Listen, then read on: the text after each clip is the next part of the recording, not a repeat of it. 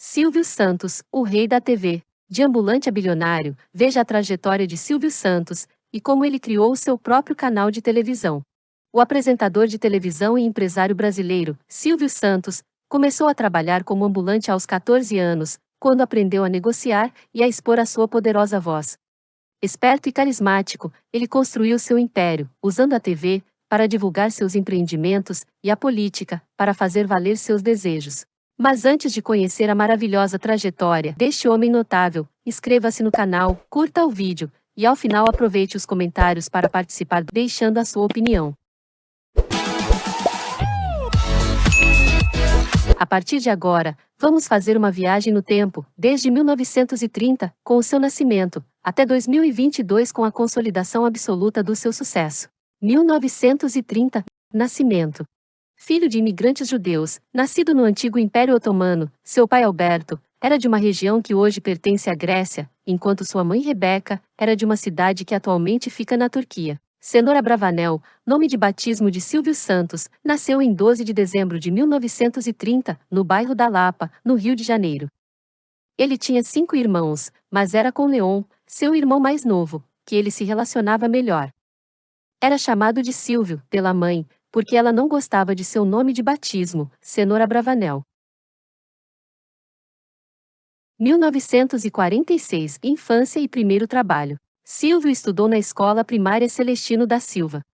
Terminado o primário, ingressou na Escola Técnica de Comércio Amaro Cavalcante, onde se formou em contabilidade. Nessa época, já exercia a atividade de camelô na Avenida Rio Branco. Em 1946, durante as eleições que iria suceder Getúlio Vargas, Silvio, então com 14 anos, observou um homem que vendia capinhas de plástico para guardar títulos de eleitor nas ruas do Rio de Janeiro. Nesse momento, ele teve sua primeira atitude empreendedora, ao decidir fazer o mesmo. Mas naquela época, a repressão da polícia ao comércio informal era muito grande. Silvio Santos não aceitava perder suas mercadorias, e sempre discutia com os policiais. Certo dia, bateu de frente com o então diretor de fiscalização da prefeitura, Renato Maria Lima, que pretendia levá-lo ao juizado de menores. O potencial da voz de Silvio logo chamou a atenção de Renato, que percebeu que ele não era um adolescente comum, além de muito maduro para a idade, tinha um grande potencial vocal. Renato orientou Silvio a fazer um teste de locutores, que estava acontecendo na Rádio Guanabara. Ao chegar na rádio, dentre os concorrentes, estavam os jovens, Chico Anísio e José Vasconcelos. O jovem Silvio Santos ganhou o concurso e foi contratado pela Rádio Guanabara, como locutor. 1948, o Exército e o início no rádio.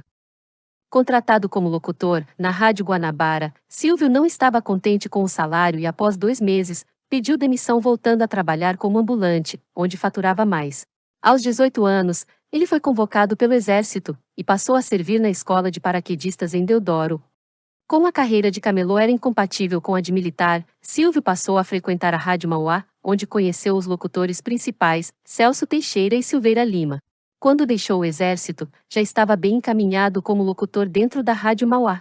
Porém um dos locutores, Silveira Lima, passou para a Rádio Tupi, levando Silvio junto. Mais tarde, Silvio deixou a Rádio Tupi, para ganhar mais na Rádio Continental, que possuía estúdios em Niterói. 1952, a barca de Niterói. Para trabalhar em Niterói, Silvio pegava todos os dias a barca que cruzava a Baía de Guanabara. Percebendo que as pessoas ficavam entediadas durante a travessia, que faz o trajeto Rio-Niterói, ele viu que era possível ganhar dinheiro, vendendo produtos naquele ambiente. Em uma genial estratégia de marketing, coisa que praticamente não existia naquela época, Silvio teve a ideia de montar um serviço de alto-falantes no transporte, que até então era silencioso. Sem dinheiro suficiente para comprar o equipamento, Silvio usou seu poder de persuasão para conseguir os equipamentos, junto à casa de eletrodomésticos J. Snardi, em troca de publicidade. Nos intervalos entre uma música e outra, ele fazia as propagandas de vários produtos. Aqui nascia o Silvio Santos, corretor de anúncios, deixando o trabalho como ambulante para trás. Silvio Santos passou a vender anúncios aos comerciantes do Rio e de Niterói. Aos domingos, a barca ia a Paquetá levar turistas, numa viagem que durava 2 horas. Ao ligar o sistema de som, muitos passageiros aproveitavam para dançar, e Silvio percebe que o consumo de água nos bebedouros aumentava muito. Perspicaz, ele fez um empréstimo para montar um bar na barca. Procurou a Companhia Antártica de Bebidas, e ali, passou a vender cervejas e refrigerantes. Para aumentar o consumo, ele também organizou um bingo. Cada pessoa que comprasse um refrigerante ou cerveja, recebia uma cartela e um lápis para marcar o jogo, que dava prêmios. E assim, Silvio se tornou o maior vendedor de cervejas do Rio de Janeiro, apenas com uma ideia genial. 1954, mudança para São Paulo. A convite do diretor da Antártica, Silvio foi conhecer São Paulo. Ficou sabendo que a Rádio Nacional estava precisando de locutor. Fez o teste e passou. Meus amigos e minhas amigas do Brasil que estão ouvindo a Rede Nacional de Rádio.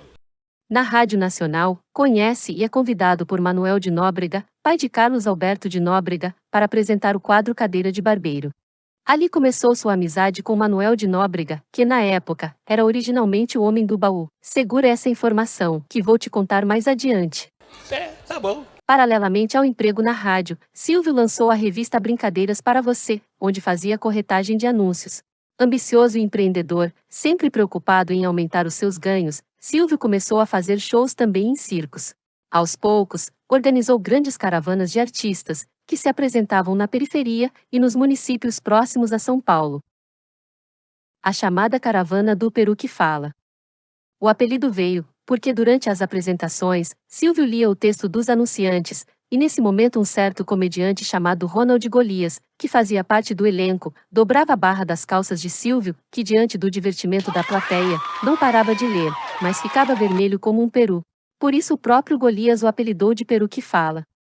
1956. O Baú da Felicidade. Em 56, originalmente o título de Homem do Baú, pertencia ao radialista, ator, Manuel de Nóbrega, pai de Carlos Alberto de Nóbrega. O Baú da Felicidade era um sistema de carnês, em que o cliente pagava as prestações de uma caixa de brinquedos ao longo do ano e recebia os produtos na época do Natal. Manuel de Nóbrega havia vendido muitos carnês, mas estava com dificuldade para entregar as mercadorias, devido ao calote que sofreu do seu então sócio, Walter Sketter, apelidado de Alemão. Mané pediu ajuda ao amigo Silvio, para dar um jeito na situação, ou teria que fechar a empresa. Nesse momento, Silvio viu no Baú da Felicidade uma grande oportunidade de negócio. Eu comecei o baú sem absolutamente nenhum tostão. Sabe o que é isso? Mas nenhum. Sabe o que é? Nenhum é nenhum. Nenhum real. Nada. Nenhum centavo. Nada.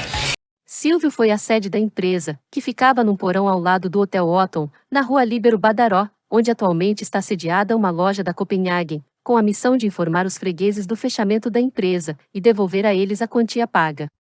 Silvio firmou sociedade com o amigo Manuel de Nóbrega e começou a investir, trocando os brinquedos por louças e utilidades domésticas, e inserindo o esquema de sorteios de prêmios para quem pagasse em dia as mensalidades. Compre o carnê da Quina de Ouro do Baú e pague em dia as mensalidades. Em paralelo a esse empreendedorismo, Silvio Santos estreava seu primeiro programa na TV, chamado Vamos Brincar de Forca, na TV Paulista, hoje Rede Globo, onde fazia uma forte propaganda do Baú da Felicidade, com a finalidade de divulgar a empresa. Enquanto isso, Manuel de Nóbrega anunciava o carnê do baú na rádio, e Silvio seguia anunciando em seu programa na TV. Alguns anos depois, em 1962, Manuel de Nóbrega saiu da sociedade, deixando tudo para o amigo e sócio Silvio Santos. Agora com o controle total da empresa, motivado, o apresentador manteve o sistema de crediário, mas expandiu o negócio, criando lojas em que as pessoas poderiam trocar os carnês quitados, tanto por brinquedos quanto por eletrodomésticos. Um ano depois, Silvio, com seu incrível empreendedorismo, mudou o nome da empresa, fundando a BF Utilidades Domésticas e Brinquedos, que se tornou a primeira empresa do grupo, que mais tarde viria a se tornar o Grupo Silvio Santos. Com o tempo, o baú passou a distribuir não só brinquedos e eletrodomésticos, mas uma enorme gama de produtos, incluindo carros e casas.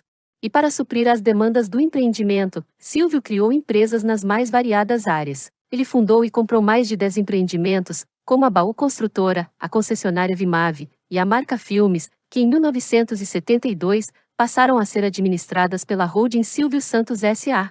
No cenário de inflação alta, no fim dos anos 60, Silvio se deu conta de que era preciso aplicar o dinheiro das prestações do carnê do baú, para que esse capital não se desvalorizasse até o fim do ano. Assim, em 1969, ele fundou a Baú Financeira, início do que 21 anos depois, se transformaria no Banco Pan-Americano. Mais tarde, a divisão financeira do Grupo Silvio Santos ganharia ainda o reforço da liderança capitalização, que em 1991 passou a comercializar a Telecena. Ganha dinheiro com 10% de inspiração e 90% de transpiração. 1960, início na TV. Em 1960, Silvio Santos iniciou sua carreira na televisão, comprando horários na TV Paulista de São Paulo, futura Rede Globo de televisão, para expor anúncios do Baú da Felicidade, através do programa noturno Vamos Brincar de Forca, apresentado por ele mesmo, e que mais tarde viria a ser o programa Silvio Santos, sucesso nas tardes de domingo, com brincadeiras e prêmios, com base no Baú. Logo passou a apresentar outros programas de variedades e cultivar o sonho de ter sua própria emissora de TV. 1966. Roberto Marinho compra a TV Paulista. Quando a TV Paulista Canal 5 passou para as mãos de Roberto Marinho, se tornando a TV Globo, Silvio foi mantido na grade de programação. Ele entrava no ar ao meio-dia e só saía às 8 horas da noite. Roberto Marinho não tinha do que reclamar. A emissora atingia picos de audiência com os quadros apresentados pelo animador, mas para Boni e Walter Clark, diretores artísticos da TV Globo, seu microfone dourado, colado à gravata, estava totalmente fora do chamado padrão Globo de qualidade que eles queriam adotar na emissora, investindo em dramaturgia, jornalismo e refinando os programas de uma forma geral. Em resumo, eles consideravam que Silvio e seu programa eram cafona mesmo, e não combinava com a identidade visual de luxo e primor que pretendiam dar à recém-criada TV Globo. Mas Roberto Marinho não queria se desfazer de um apresentador que, além de garantir audiência à emissora, pagava, e muito bem, para ser dono do horário. 1971, de funcionário da TV Globo a dono da TV Record.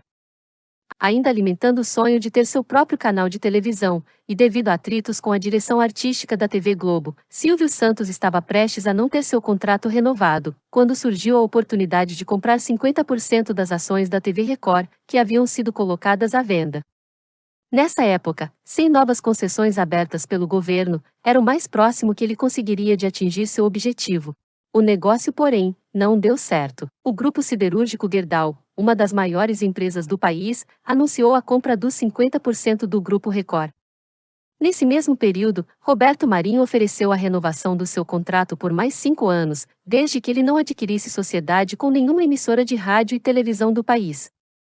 Como havia perdido a compra da Record, Silvio Santos assinou o contrato, achando que não surgiria tão cedo a oportunidade de ser sócio de outro grande grupo de comunicação. Mal sabia ele da reviravolta que o destino ia lhe dar. 6 meses depois, em um desacordo com um futuro parceiro, o Grupo Gerdau decidiu vender as ações recentemente compradas. Os 50% das ações da Record foram colocados novamente à venda. Nesse momento, Silvio já não poderia comprar por conta da cláusula imposta por Roberto Marinho, que o impedia de realizar o negócio, mas não de arrumar um testa de ferro.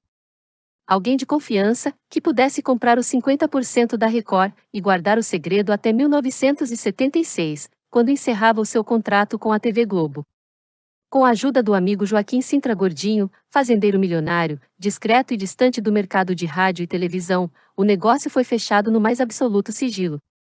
A Gerdau vendeu os 50% das ações da rádio e TV Record ao misterioso fazendeiro de Amparo, interior de São Paulo. Em casa, Silvio Santos comemorava em segredo. Sem que Roberto Marinho soubesse desse trâmite, Silvio continuou trabalhando normalmente na TV Globo até 1976, quando terminou seu contrato, e assumiu a TV Record.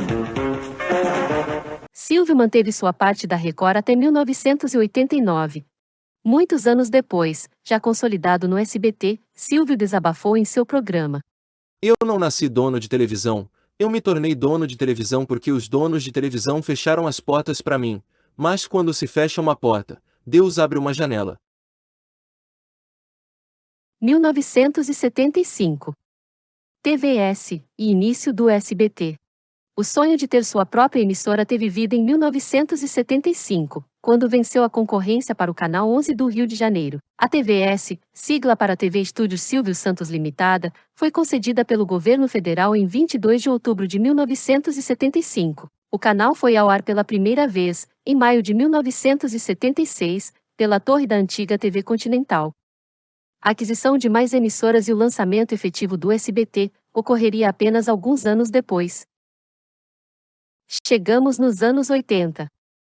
Em 18 de julho deste ano, foi ao ar pela última vez a histórica TV Tupi, primeiro canal de televisão brasileira, surgido em 1950.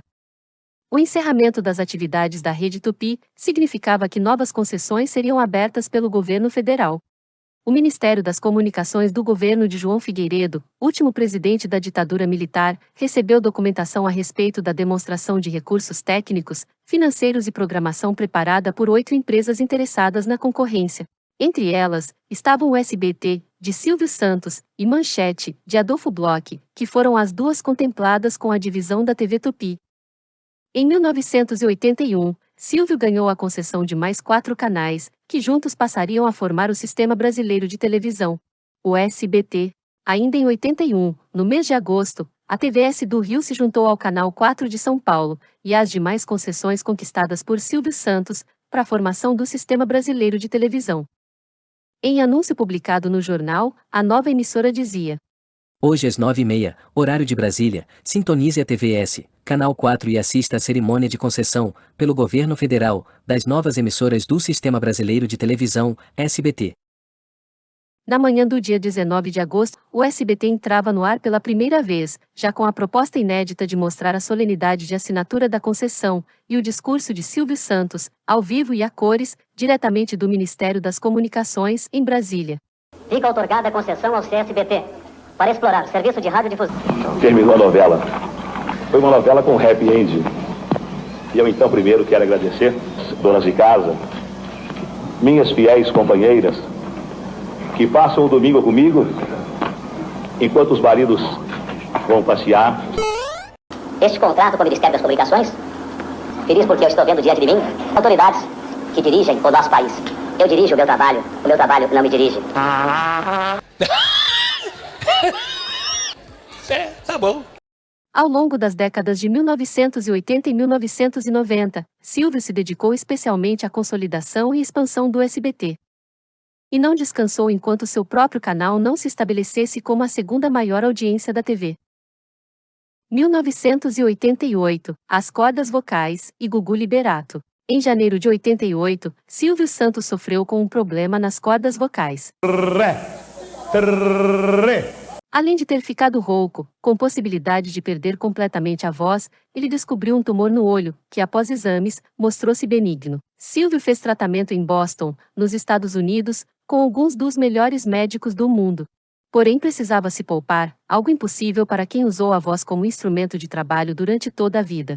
Nessa época ele comandava seu programa, o programa Silvio Santos, entrando na TV ao meio-dia e saindo apenas à noite, encerrando com um show de calouros. Silvio não poderia deixar a audiência cair e comprometer os contratos. O alto escalão do SBT se deparou com um imenso problema.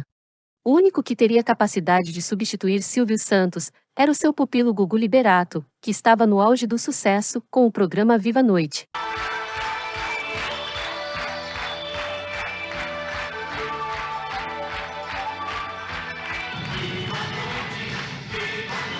O problema é que Gugu havia acabado de ser contratado pela Rede Globo. Na Globo, Gugu ganharia o dobro do que recebia no SBT e assumiria as tardes de domingo, concorrendo diretamente com o programa Silvio Santos. O Boni me chamou, fizemos um contrato, e eu acabei assinando com a Globo, que me prometeu um programa aos domingos em vários formatos. Fizeram cenário, estava tudo pronto para estrear. O Silvio perdeu a voz. Se você cancela o programa, a gente perde merchans.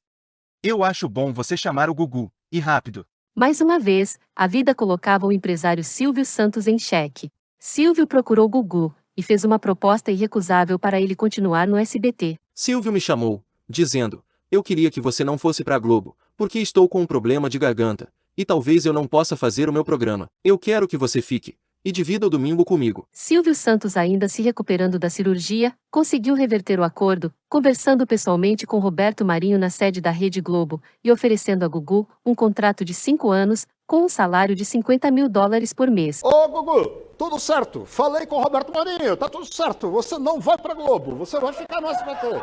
Gugu, passou a ser o artista mais bem pago da televisão brasileira. Na época, entre multa contratual com a Globo e salário, a imprensa colocou o negócio em 3 milhões de dólares. 1989, Silvio Santos na política. Em 31 de outubro de 89, Silvio Santos lançou a sua candidatura à presidência do Brasil, pelo Partido Municipalista Brasileiro, o PMB. Um garoto que era camelô e que começou vendendo carteirinhas para guardar o título de eleitor, hoje se lança candidato à presidência da República de um país como o nosso, o Brasil. O anúncio de sua candidatura teve grande repercussão, foi criticada por diversos candidatos e aparecendo em jornais internacionais. Pesquisas eleitorais mostravam Silvio superando o candidato que até então estava na liderança, Fernando Collor. Com esse anúncio, o impacto na disputa eleitoral foi imediato e causou intensa polêmica, confrontando posições políticas tanto de direita quanto de esquerda. Diversos candidatos foram contra a candidatura de Silvio Santos. A partir de então, surgiram pedidos de impugnação da candidatura, bem como pedidos de cassação do partido de Silvio. No dia 9 de novembro de 89, por unanimidade, o TSE, Tribunal Superior Eleitoral, considerou o partido ilegal e a candidatura de Silvio foi considerada inválida. Do general Emílio Médici, em 69, até Bolsonaro, Silvio Santos sempre se mostrou simpático e entusiasta a quem ocupa o poder. Silvio não esconde a gratidão que nutre pelo general João Batista Figueiredo, o último presidente do período da ditadura militar, por ter autorizado a compra dos canais de televisão, que permitiram a criação do SBT, em 1981. Segundo jornalistas, Silvio Santos sempre prezou por uma boa relação com os presidentes brasileiros, muito mais que diplomática, e sim quase serviçal, chegando a classificar a si mesmo como office boy de luxo do governo, referindo-se à sua eterna gratidão pela concessão de televisão a ele dada. Ele também não tem vergonha alguma em deixar claro que está bajulando. Em junho de 2020, o presidente em gestão, Bolsonaro, recriou o Ministério das Comunicações e o entregou ao genro de Silvio Santos, o deputado federal Fábio Faria, marido de Patrícia Abravanel. 2001, o sequestro. Em 30 de agosto de 2001, Silvio Santos foi mantido refém pelo mesmo sequestrador que havia libertado sua filha Patrícia, apenas 2 dias antes. Após libertar Patrícia e ser baleado pela polícia, o sequestrador conseguiu fugir, despistando a polícia, e indo se refugiar na casa do próprio Silvio Santos. Boa noite. Os mais inventivos roteiristas de cinema, os mais criativos autores de romances policiais, se surpreenderam com os fatos registrados em São Paulo. Fernando Dutra Pinto invadiu a casa da família Abravanel e rendeu Silvio Santos na cozinha. Mesmo ferido, ele escalou um muro e voltou a invadir a casa da família, no Morumbi, em São Paulo, mantendo Silvio refém por quase 8 horas. Ele exigia atendimento médico e inicialmente não queria negociar com a polícia. Foram 7 horas de tensão, em que Silvio Santos teve uma pistola apontada para sua cabeça. Mas foi apenas depois da chegada do governador de São Paulo, na época, Geraldo Alckmin, que o sequestrador se rendeu. Foi uma negociação difícil, foi tensa, porque havia muito nervosismo, tanto da parte do Fernando, que era o sequestrador, quanto do Silvio. 2010, quebra do Banco Pan-Americano. Depois de 5 décadas de prosperidade, o grupo Silvio Santos passou por uma situação delicada no final de 2010, quando foi descoberto um rombo de 4 bilhões de reais no Banco Pan-Americano. O banco escapou de ser liquidado pelo Banco Central, após ser socorrido pelo Fundo Garantidor de Crédito, FGC, e em 2011, foi comprado pelo BTG Pactual. 2011, venda das lojas do Baú da Felicidade. Em 2011, Silvio se viu obrigado a vender o seu negócio mais famoso, o Baú da Felicidade. As lojas do Baú foram vendidas por 83 milhões de reais ao Magazine Luiza, da também empresária Luiza Helena Trajano. A venda do Baú da Felicidade fazia parte da reestruturação do grupo Silvio Santos, para amenizar os impactos do prejuízo bilionário causado pela venda do Banco Pan-Americano para o BTG Pactual. O Baú da Felicidade estava presente há 50 anos no mercado varejista. Ficou famoso pelo carnê do baú, uma forma de poupança e compra programada. 2013, estreia na lista da Forbes. Em 2013, Silvio Santos estreia como a primeira celebridade brasileira a entrar no ranking dos mais ricos do mundo, com uma fortuna de 1 bilhão e 300 milhões de dólares. De acordo com a Forbes, Silvio Santos, de 82 anos, se destaca por seu império reunir mais de 30 empresas, empregando cerca de 8 mil pessoas, e gerando uma receita anual de 2 bilhões de dólares, incluindo o SBT. 2014, diagnóstico de câncer. Em fevereiro de 2014, Silvio revelou à revista Veja que tinha passado por 2 intervenções contra o câncer. Em meados de 2013, ele retirou parte da próstata, preventivamente. No final daquele ano, Miguel Sougi, considerado o maior urologista do país, retirou um tumor de pele na perna direita. Era uma ferida que virou um tumor, e agora foi removido. Porém, em 2017, Silvio voltou a sofrer do mesmo mal. Ele teve um tumor de pele na testa. O problema foi tratado no Brasil, pouco antes de o dono do SBT embarcar para férias. 2018, baixa na fortuna. Em 2018, Silvio registrou a maior baixa em seu patrimônio, com uma desvalorização de 54,16% em comparação ao valor levantado anteriormente. Neste ano, a emissora de Silvio Santos também registrou baixa de 20% na audiência. 2020. Pandemia. Por conta da Covid-19 e da sua idade avançada, 91 anos, por segurança, Silvio Santos passou o ano de 2020 todo longe do seu auditório, sendo substituído pela filha, Patrícia Abravanel, e só retomando ao trabalho em julho de 2021. Quando eu não posso vir, a Patrícia vem. Ainda em 2020, os Correios lançaram selos personalizados em homenagem aos 90 anos de Silvio Santos. A arte da peça traz uma foto de Silvio sorrindo enquanto apresenta seu programa de TV, e na parte inferior da imagem, tem a assinatura do apresentador. Tá bom. Mesmo estando em isolamento social por conta da pandemia de Covid-19, Silvio Santos recebeu Bolsonaro em sua casa, no bairro do Morumbi, em São Paulo, para ser homenageado com o selo comemorativo aos seus 90 anos de idade. 2021, internado com Covid-19. Em 13 de agosto de 2021, Silvio Santos testou positivo para a Covid, e por conta da idade e necessidade de exames frequentes, os médicos decidiram interná-lo. Mais uma vez ele seguiu longe do SBT, dando lugar à filha Patrícia, nos seus programas dominicais. Em 12 de dezembro, Silvio completou 91 anos. Já recuperado, comemorou com a família em sua propriedade em Orlando. Família. Silvio Santos foi casado com Maria Aparecida Vieira Abravanel, entre 1962 e 1977, quando ela morreu vítima de câncer no aparelho digestor, com apenas 38 anos. Dessa união nasceu Cíntia Abravanel, e juntos criaram também Silvia Abravanel, filha adotiva do casal. Silvio escondeu a união com Cida e suas 2 filhas, durante 20 anos, para manter a imagem de galã solteiro. Na época, quando o machismo ainda era muito aceitável, era comum que os homens famosos mentissem sobre seus relacionamentos afetivos, para não perderem a atenção do público feminino, e assim dar esperança às fãs apaixonadas.